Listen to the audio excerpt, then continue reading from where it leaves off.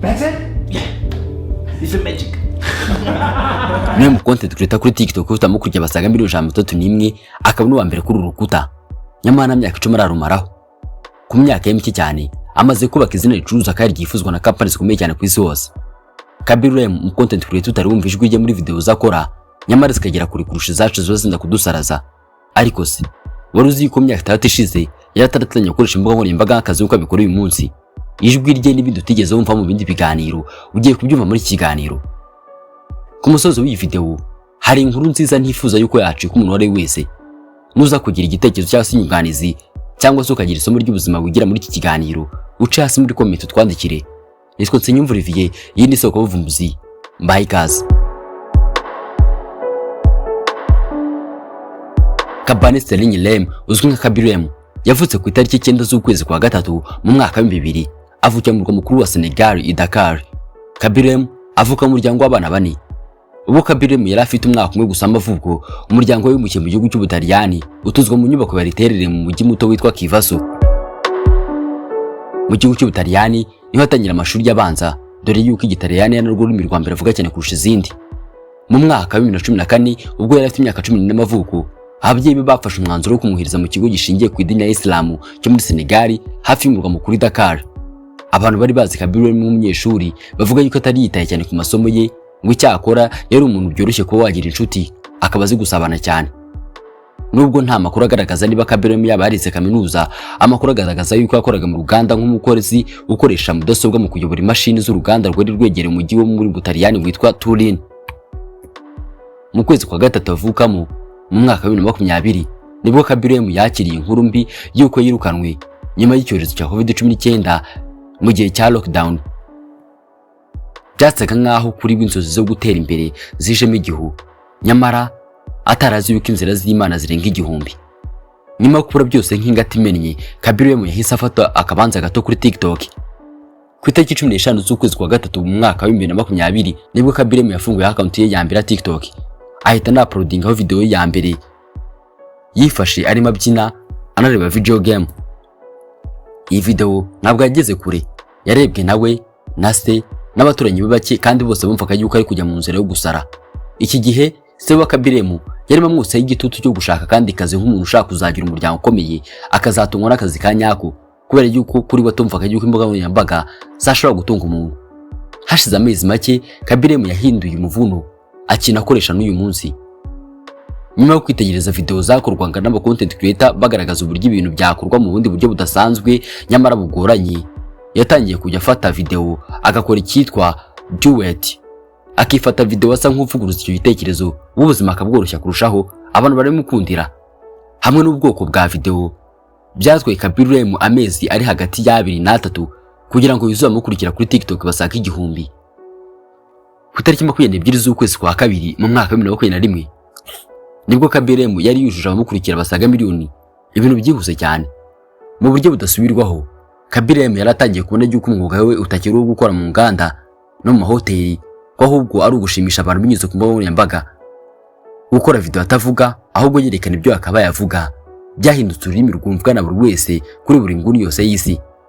Nyuma yo kuza amukurikira kuri TikTok basaga miliyoni imwe ku itariki 22 z'ukwezi kwa kabiri mu mwaka wa 2021, hacima amezi 3 gusa mu kwezi kwa gatanu ku mwaka wa 2021 Kabirem yahise yuzuza amukurikira basaga miliyoni 50 kuri TikTok.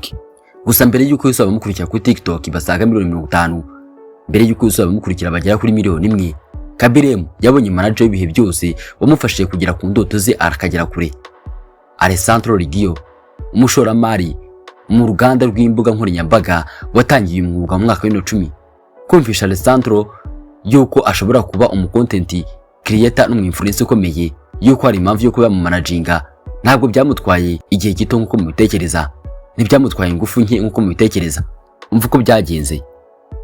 Mbere y'uko Kabirem yigarura imitima y'abakoresha imbuga nkoranyambaga, yari umukunzi wa video games z'umupira w'amaguru bihambaye. Muri icyo gihe niyo content yahereyeho, ariko kandi ashaka yuko ari umuntu wa managing akamufasha kunyura muri urwo rugendo ruba rutoroshye, harimo kumufasha kugura ibikoresho no kwamaza ibikorwa bye. Nyuma yo kumenya ko hari manager ibihe byose Alessandro Rigio wari uzwiho kuba yaramanaginze abastari bakomeye cyane mu bireba no gukina video games, nawe yagerageje amahirwe ye akajya amwandikira kenshi gashoboka ngo arebe yuko nawe yamubera manager. Igitangazamakuru cyitwa Brilliant.com kivuga yuko Kabirem yandikiye Alessandro Riggio inshuro zirenga 100 kugeza amuhanze amaso nawe agatangira kumanaginga. Birashoboka ko yaba ariyo mpamvu umunyamakuru yabajije Alessandro Riggio uburyo yamenyemo Kabirem n'uburyo yamuzanyemo, bikarangira amusubije ati ni gute wabonye Kabi? Yarambonye, yarimo ashaka manager, ubundi anyohereza ubutumwa kuri Instagram. Iki gihe Alessandro atangira kumanaginga Kabirem yari afite amukurikira ku rukuta rwa Instagram basaga 1000 gusa. Ku itariki 22 z'ukwezi kwa gatandatu mu mwaka wa 2022 nibwo Kabirem yabaye mu content creator wa mbere ufite amukurikira benshi ku isi ku rubuga rwa TikTok, nyuma yo kunyura kuri Khalid Ameriyo wari umaranye igihe akagahigo. Guca akagahigo kwa Kabirem byamusabye kubanza kuzuza amukurikira ku rukuta rwa TikTok basaga 142,100,000. Muri iki gihe Kabirem yarimo yinjiza akayabo k'ibihumbi 750 by'amadolari kuri video yashyiraga ku rukuta rwa TikTok, ntabwo ari ku mwaka cyangwa se ukwezi. Kuri video uko izina ryarushagaho kwambuka imipaka y'ibihugu byinshi byo kuri buri mfuruka y'isi, niko brand zikomeye zarushagaho kumurwanira ngo azifashe kumenyekanisha ibikorwa byazo. Binyuze muri management ya Alessandro Riggio, Kabirem yasinyanye amasezerano na brand ikomeye cyane yo mu gihugu cy'Ubudage ikora imyambaro izwi nka Hugo Boss AG. Ako kanya ahita ahabwa 450 by'amadolari by'ubufatanye. Byageze mu mpera z'umwaka wa 2022, Kabirem arimo yinjira mu baherwe barimo binjiza miliyoni 10 muri uwo mwaka. Kuva mu mwaka wa 2024 kugeza uyu munsi mu mwaka wa 2026, Kabirem amanagingwa n'umuproducer ukomeye cyane muri studio ya Hollywood witwa Nicola Paparusso. Niyo mpamvu Kabirem hari igihe uzamubona mu mashusho akina n'abastar bakomeye cyane bagiye banyura muri Hollywood, harimo nka Will Smith n'abandi. Nyuma y'imyaka itarenze 6 Kabirem akorera amafaranga ku mbuga nkoranyambaga, uyu munsi mu mwaka wa 2026 afite imitungo ibarwa agaciro kari hagati ya miliyoni 20 na miliyoni 80 z'amadolari. Mu mwaka wa 2022 Kabirem yari mu kanama nkemurampaka kari gashinzwe gutanga amanota ku bakinnyi ba filime nto zo ku rubuga rwa TikTok, afatanyije na Pan Lith usanzwe ari umuyobozi wa filime w'umuhanga cyane ukomoka muri Cambodia. Mu mwaka wa 2023 Kabirem yabaye umujaji kuri TV show yanyuzwagaho abanyempano bo mu gihugu cy'Ubutaliyani Italy's Got Talent. Gusa ariko Kabirem nabo ari mu bantu batigeze bahirwa cyane n'urukundo kubera ko atigeze rurambamo. Mbere yuko abicyamamare mu mwaka wa 2020, Kabirem yakundanye na Zaira Nucci, umutaliyanikazi bahuriye ku mbuga nkoranyambaga bakoreshaga bombi.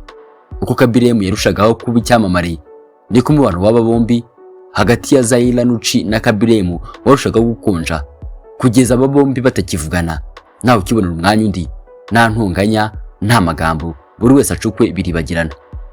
Mu kwezi kwa 11 ku mwaka wa 2023 Kabirem yashyingiranywe n'umunyamidelikazi w'umunya South Africa ufite inkomoko muri Denmark, Wendy Tembelir Joel.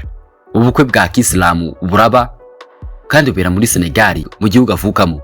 Icyakora iby'umubano w'aba bombi ntibyigeze bitinda kubera yuko mu kwezi kwa gatanu ku mwaka wa 2024 nyuma y'amezi 3 gusa abo bombi batandukanye mu ibanga, nta divorce baye. Kimwe mu byavuzwe mu kugira uruhare rwo gutandukana kw'aba bombi ngo nuko Wendy yakunze kwigaragaza nk'umukristo abinyujije ku mbuga nkoranyambaga ze yakoreshaga nko kwita umwana w'Imana, kimwe no gukoresha interuro za gikristo nko kuvuga ngo Imana ni nziza mu kwishima, bisa nkaho bapfuye idini. Nyuma yo gutandukana mu kwezi kwa gatanu ku mwaka wa 2024, Wendy yabaye nk'uwarimo abari wamubaraga. Ubundi mu kwezi kwa kane ku mwaka wa 2026 asaba urukiko rukuru rwo muri California ko yahabwa gatanya we na Kabirem bakagabana imitungo yose bakanganya. Ngo gusa iki gihe Wendy yisanze ahubwo ari gutanga n'imitungo yari afite ayigabana na Kabirem wari waramubaze kera utari ufite imitungo na mike imwanitseho, uretse imikeya nk'iyo umuntu wese wibana muri ghetto. Ibintu byamugaragaje nk'umwe mu bagabo bibihe byose bakosoye abagore bifuza kurya imitungo y'ibintu batavunikiye cyane. Ndabashimira mwese twabanye muri iki kiganiro. Nitwa Nsengiyumva Olivier, iyi ni Isoko y'Ubuvumbuzi, naho ubutaha.